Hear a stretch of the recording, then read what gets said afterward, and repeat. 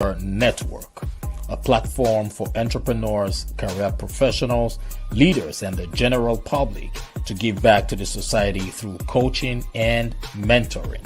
I remain your host, Dr. John Ugulu.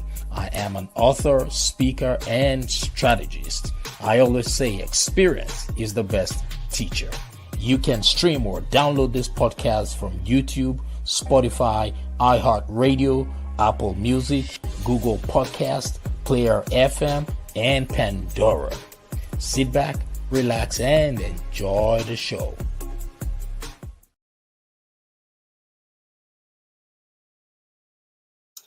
Hello, good evening, everybody from Atlanta, Georgia. Good evening, good morning, good afternoon to those of you who are watching or listening to me from other parts of the world.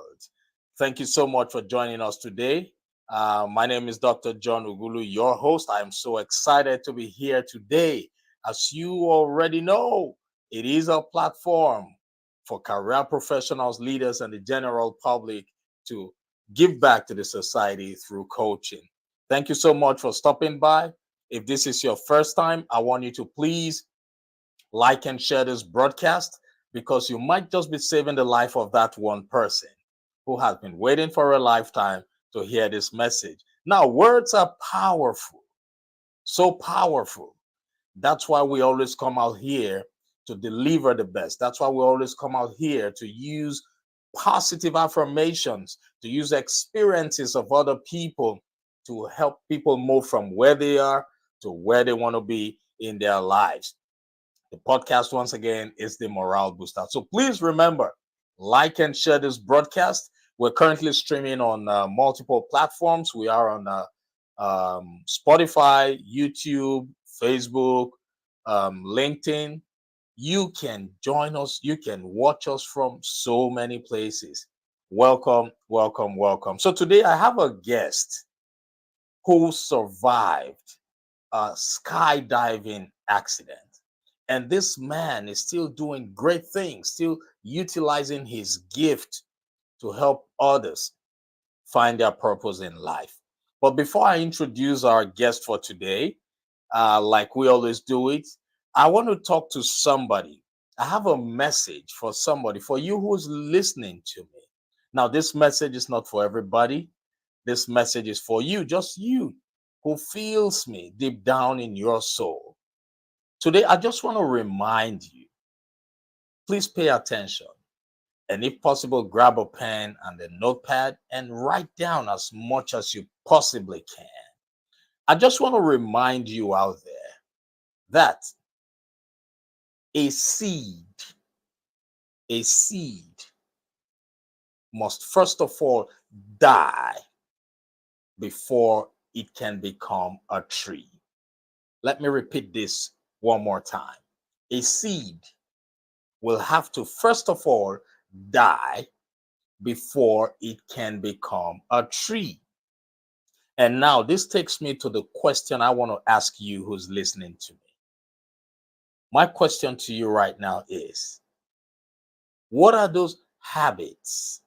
What are those associations that have to die within you or inside you to help you become that person you would like to become, or that person you need to become? What is that? What are those habits? What are those associations? Right? Remember, I always talk about hanging around the right people. Just like my communication mentor, Mr. Les Brown, would say, hang around OQP, only quality people. So this is just a question I want you to ponder on, because the moment you are able to figure it out, that will definitely help you become who you truly need to become. Understand that life itself will throw you curveballs. Life itself would hit you so hard that at some point you will start to question your creator. You will start to question everything around you. You will start to question everybody around you. But when that happens to you, The ability for you to stay calm and remember who you are plays a major role. The ability for you to remember what the natural laws say would help you. The ability for you to remember that everything happens for a reason. The ability for you to remember that to everything there is a season and there is a time would help you become a better version, would help you overcome those challenges. So, ladies and gentlemen, I don't know where you're listening to me from.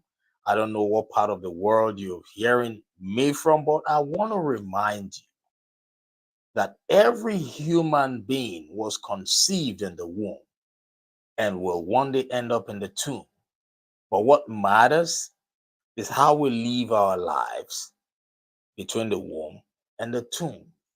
And this brings me back to the questions I asked you initially. What are those habits? What are those associations that you need to get rid of to help you step into your full potential? I want you to think about it and remember today is the first day of the rest of your life. So, thank you so much for listening. Today, we have a guest. His name is Jason Dennen.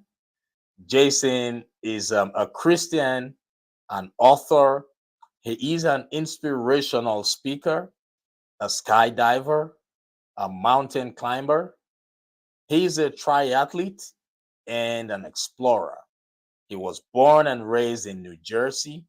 He moved to Colorado to explore the wide open spaces in the West and test his limits. He currently lives in Boulder, Colorado. So, ladies and gentlemen, without any further ado, I want you all to join me as I welcome to the stage this great man, this survivor, this man who has found his purpose and is currently using his purpose to inspire others.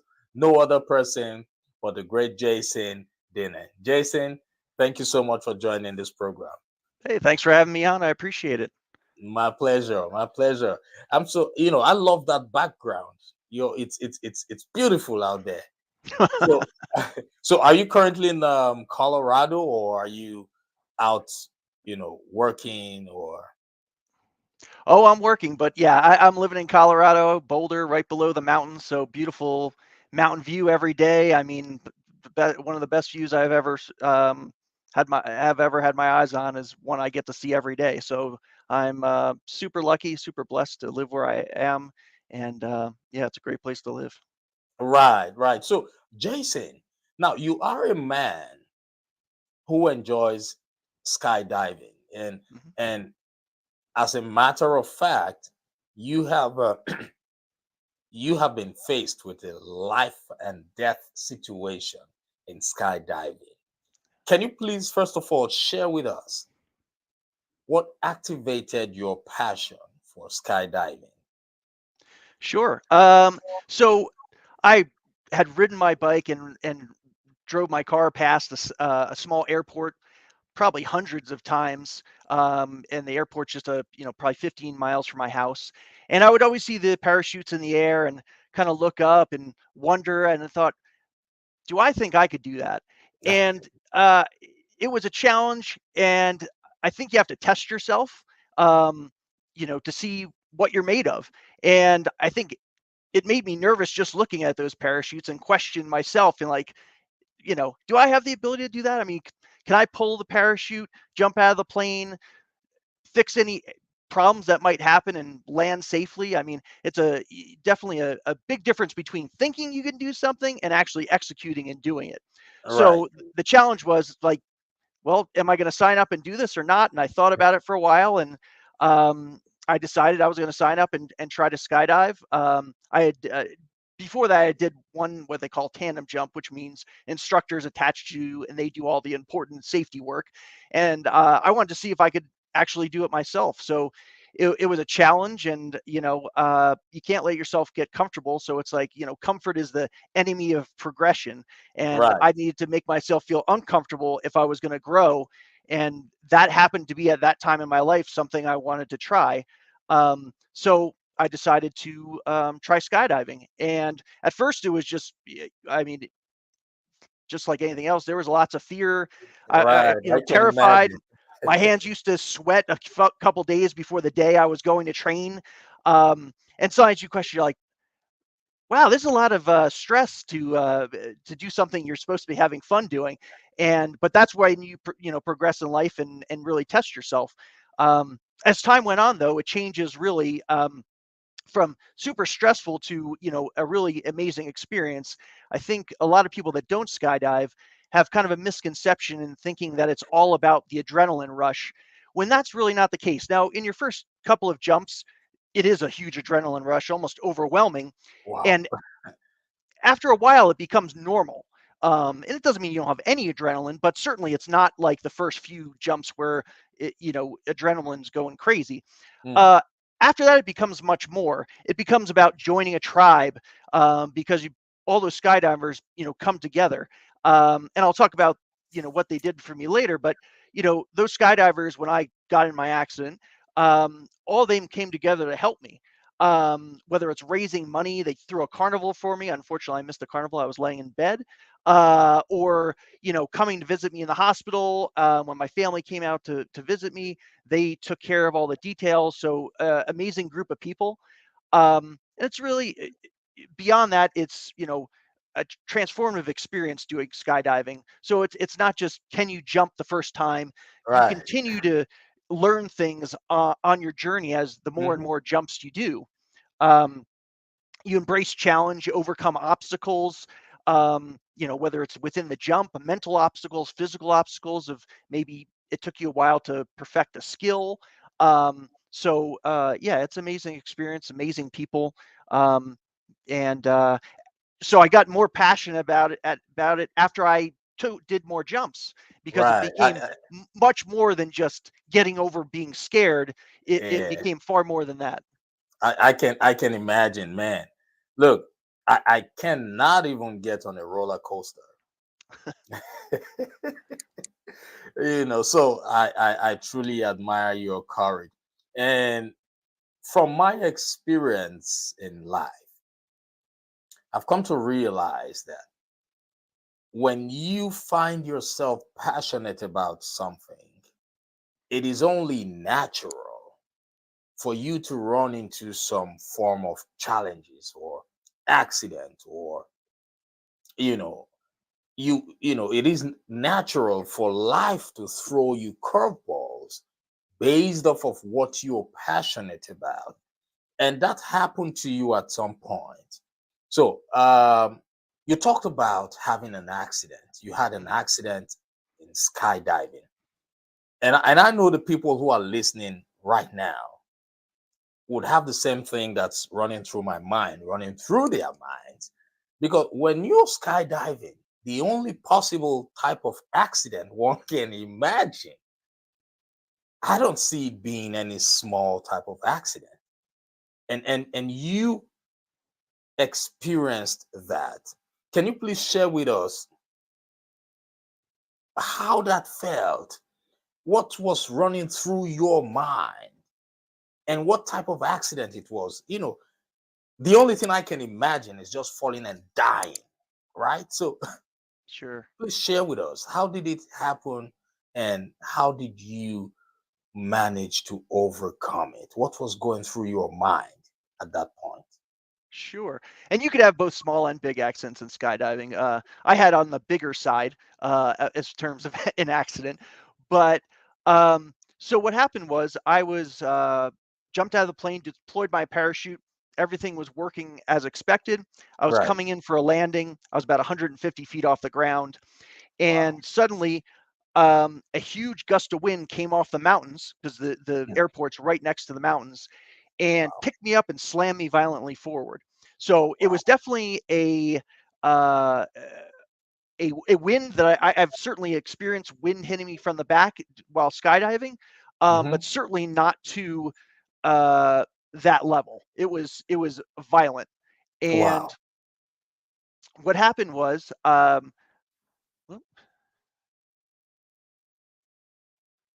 So so it hit me, and then I had about 5 seconds before I landed. Now, at 150 feet takes approximately 5 seconds. So I had really two choices at that point. One was to turn, or one was to continue on forward. Now, mind you, I was coming straight for a fence and an airplane hangar. Now, if that wind didn't hit me, I would have landed on the grass where I had landed on hundreds and hundreds of times before without an Right. issue. But that increased wind speed increased my speed tremendously. So Wow. I could have turned, and turning essentially with a parachute means you pull on a handle, it collapses the side of the parachute a little bit, and your parachute dives, increases your speed, and then that induces a turn. Now, if you're at 1,500 feet off the ground, then there's no problem, because if you lose 200 feet, you Yeah, you can. stabilize out and you're Right. 1,300 feet above the ground. But Right. when you're only 150 feet off the ground and you turn, you'll dive right Wow. into the ground because your parachute won't have time to reinflate and normalize its flight. Hmm. So I knew turning was not something I can do, because that meant I probably wasn't going to survive hitting the ground with that increased speed. So all I could do, I said, well, I'm not going to turn. And this was a split second decision, because we're talking about I had to make this within, a second. Right. I said, well, I'm going to keep going straight, and I hope that I land on that grass before the fence. It's Hmm. hard to tell, but really there's no other option. So as I started coming in and counting down that 5, 4, 3, 2, 1, I started keep going, and I realized that grass is moving really quick under my feet. Wow. And with about a second left, I said, well, to turn back after about 3 or 4 seconds, I said, I just have to relax and take a deep breath, because I know I'm not turning, I'm not doing anything. What's going to happen is going to happen. So I Wow. just took that deep breath and tried to get all the stress out of my body and see what was going to happen. With about a second left, I realized there's no way I'm landing before this fence. I'm going to hit the fence, because I was going so fast that, it just wasn't going to stop. So the fence was a cattle fence. So you had, think of 3 different wire layers that were there. So I hit the first two. I could feel them hitting the top of my chest and my midsection. Hmm. And so I hit it, and it almost simultaneously, it became super taut and just exploded and ripped, because I was going so fast. So I could feel Wow. that hit and then rip. And the airplane hangar, which is just a metal building that has airplanes in it, um, was about 10 feet behind it, maybe 15. And I hit head on that building, going estimating 30 miles an hour or so. And then I immediately blacked out. Hmm. The first people that came on the scene, I thought, and this is the thought I had after I got out of the coma, I thought when I hit the building, I said, I'm okay, to myself, I guess.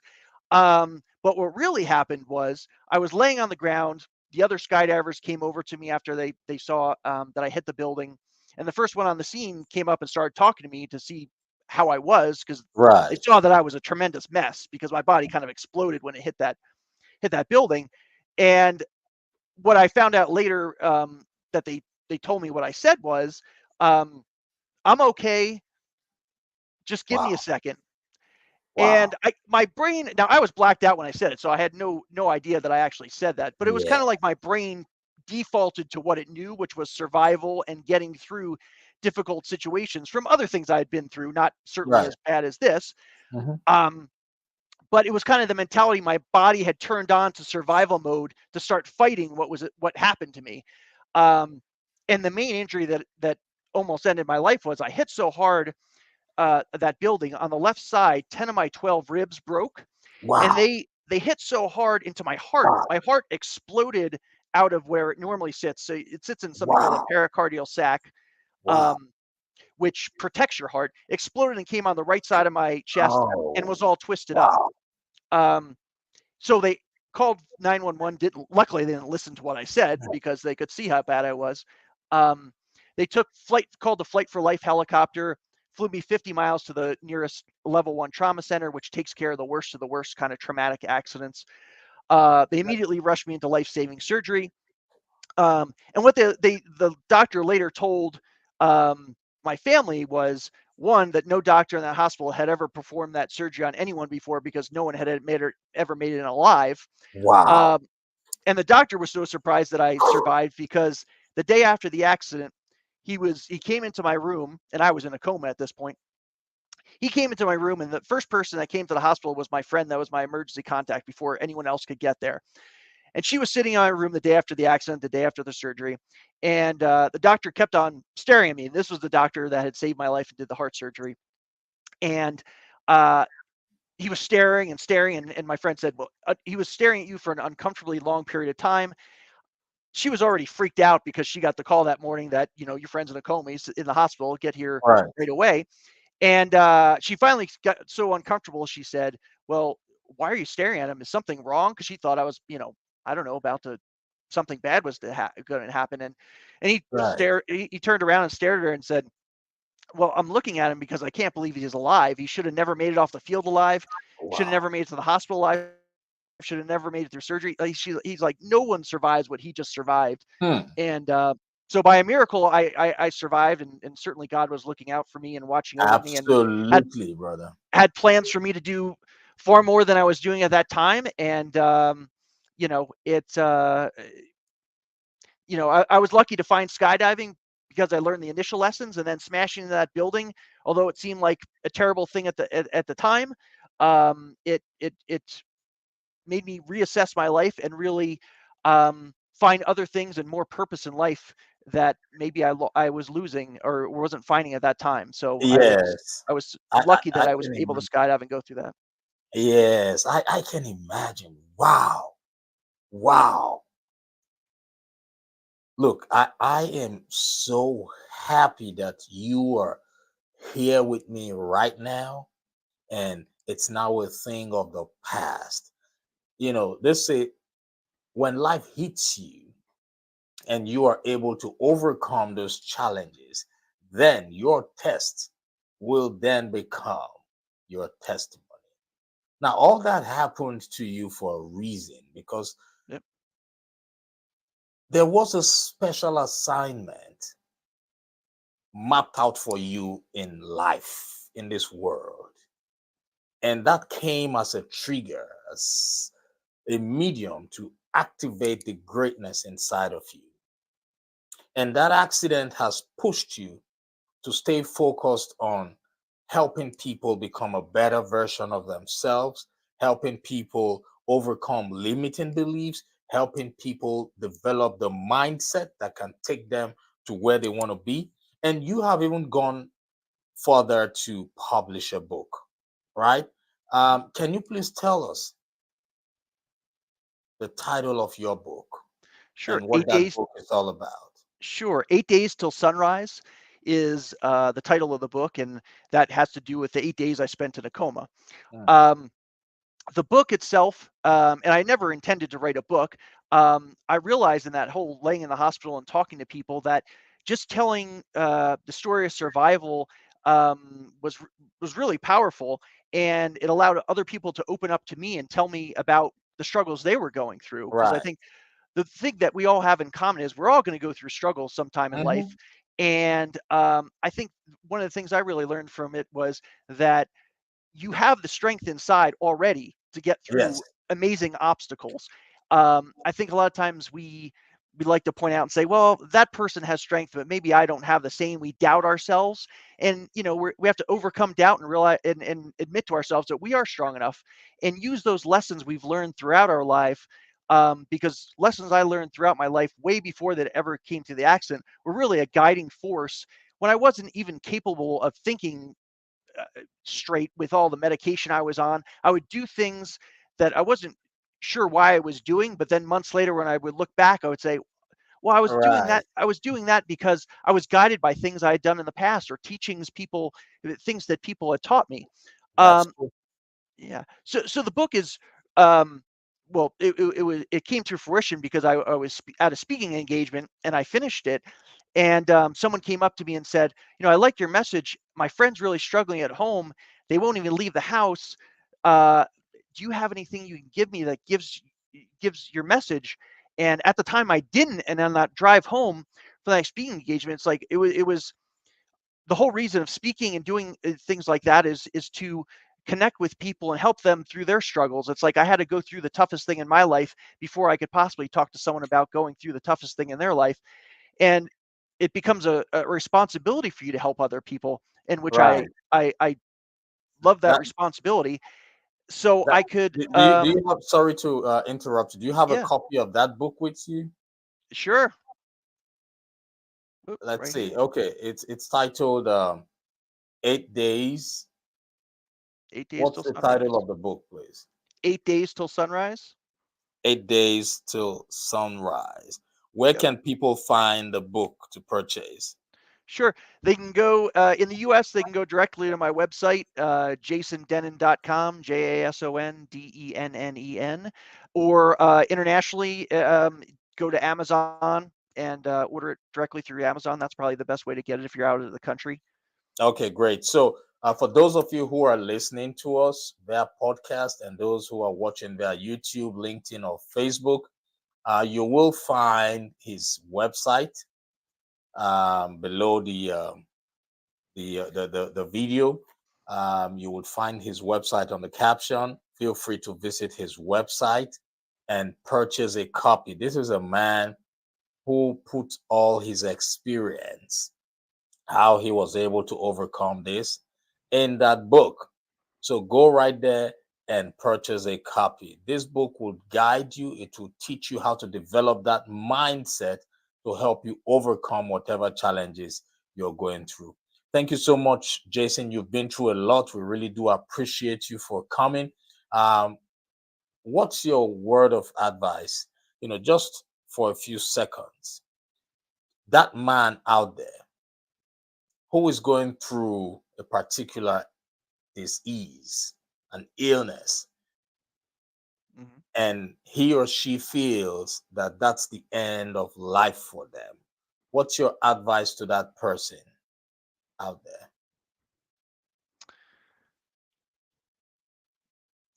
I would say one, people, you'll hear a lot of people try to limit you, what you can do, what you can't do, and you hear a message like that.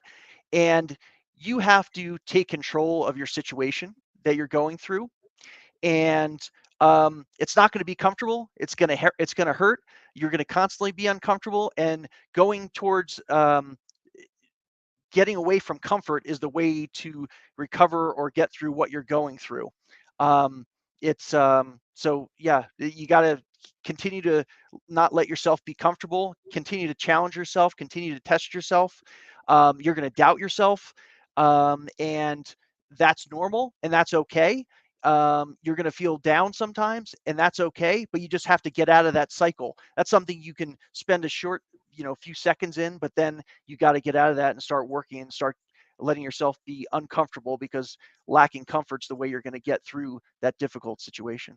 Absolutely. Thank you so much for sharing that. I really do appreciate you. And for those of you who are still listening or watching us, please remember to like and share this broadcast. We're not asking you to give us money. What we're doing right now is just to help somebody. Remember to like and share this broadcast, because you might just be saving the life of that one person who has been waiting for a lifetime to hear this message. And just to give you who's listening some words of encouragement, I want to remind you that everything in life has a season and a time. I love to always tell people that. Always remember that nothing, no condition is permanent, none whatsoever. So never make a permanent decision under a temporary situation. Heraclitus said the only constant in life is change. All right? The only constant in life is change. That which you are going through right now is for a season. And always remember that you are an abode of greatness. I don't know where you're listening to us from, but please remember that today is the first day of the rest of your life. Thank you so much. Like and share this broadcast, and have a wonderful, wonderful rest of your day. God bless you all. Bye bye.